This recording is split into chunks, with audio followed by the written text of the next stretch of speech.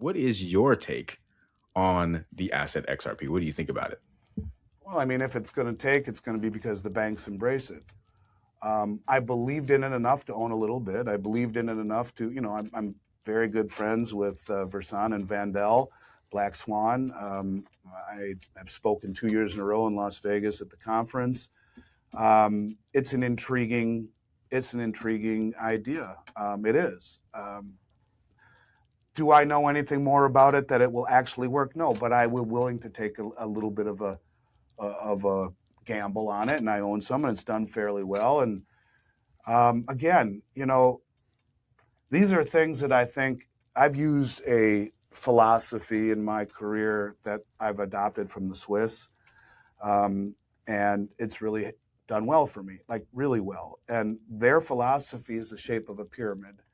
You're young, the base of your pyramid should be wider, or less wide, in fact, narrower, because you're young.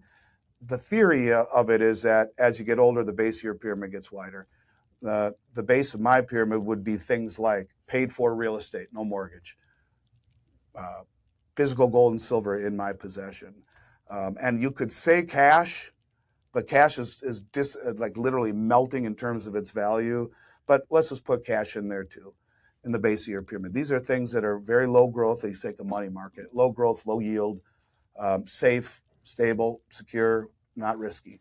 The middle portion of your pyramid would be things like, short-term treasuries throwing off a yield, a little riskier, utility stocks paying a dividend, a little riskier, but throwing off some income. And the top, maybe it's 60% on the base and 30% in the middle, and then the top 10% would be mining shares and cryptocurrencies. And the theory is you lose your ass on the top 10%, lose everything.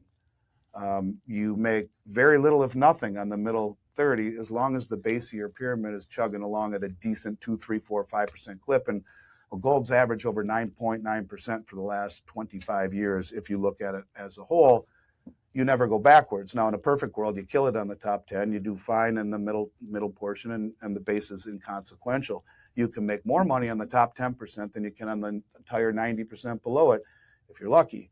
And so I do that with things like XRP, but truthfully, they freak me out. It all does. Just putting the ledger in the computer freaks me out.